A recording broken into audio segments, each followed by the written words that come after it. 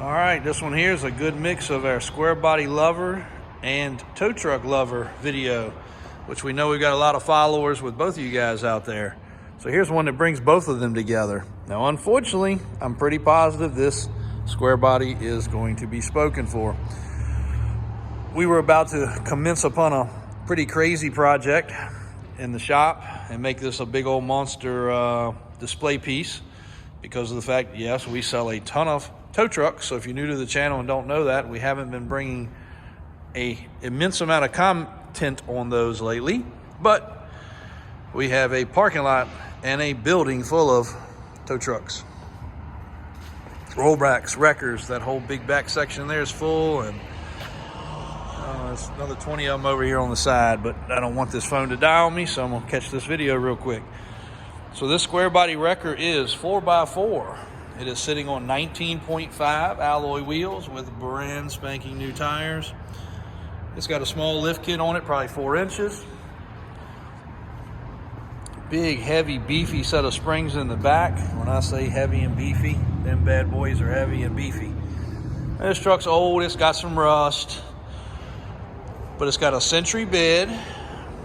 And for you that are just square body people that don't really care about a wrecker, I'll give you a couple pointers. So this would be called a twin line. This has the old school Dukes of Hazzard era light on the top, but you can pull this lever right here and it actually folds down. Well, why would you want to do that? Well, if you go into a parking deck or somewhere that's very low, that's the highest point of the truck. So you can actually fold that down and get it out of your way. That's kind of a feature you don't even see on a lot of new trucks, which was a really good feature. But you got an extendable boom, so that slides out. You got 2 winches, so you can pull left and pull right because this is on a swivel. Then you've got this here, which would go up against your bumper if you were towing.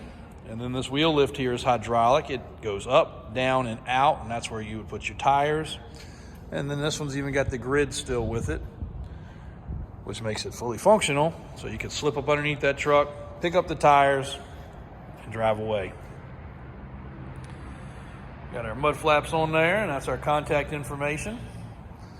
Got controls on the left, controls on the right. Keep you safe if you're on the side of the road, depending on if you're pulling something that's fallen off the road or over the side of the road or over a guardrail. Twin line's a pretty heavy-duty truck. Sometimes you see them with twin cylinders. This is just a single cylinder. It's a little bit older bed, of course, and good old Ramsey winches. So super strong. Really solid body as far as that. Some rust around the doors and the fender well areas, but a lot of times these things are just decayed in half, and this one's not bad. It's got some rust, but it's not terrible. The parts that matter are in good shape. So inside the truck's pretty cool. Still got the regular old bench seat. Got some really decent reupholstered door panels. Dash pad. Check light bar, that way you don't forget. Actually an air-conditioned cab, aftermarket radio, and the old granny 4-speed. And there's your PTO, power takeoff, meaning that's what controls the power going to the boom, the winch, and the hydraulics.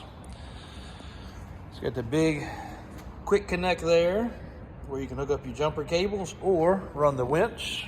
Ramsey 15,000 pound winch on the front. With a custom-made bumper, it looks a lot like a Warren-style bumper. Just like all of them, it's got a dark headlight where it's got some moisture in it.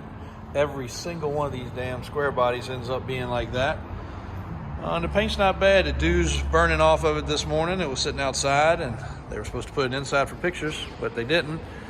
And this hood must have came off a 6.2 diesel. This is actually a small block truck, but 6.2 diesel hood emblem there. Paint's not perfect around the truck, but right there on the hood where the dew's not on it, that's a beautiful paint job actually. A lot of metallic.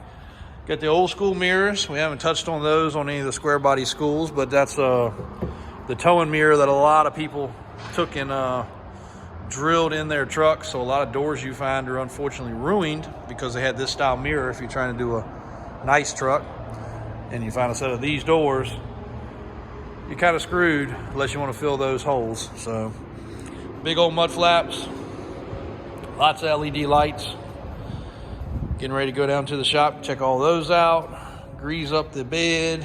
Tons of grease fittings on these things. We always big stickler for greasing. Another thing, don't ever use these. So it'll also go to the cable shop and we'll get those replaced. That is, though it works, it is super unsafe.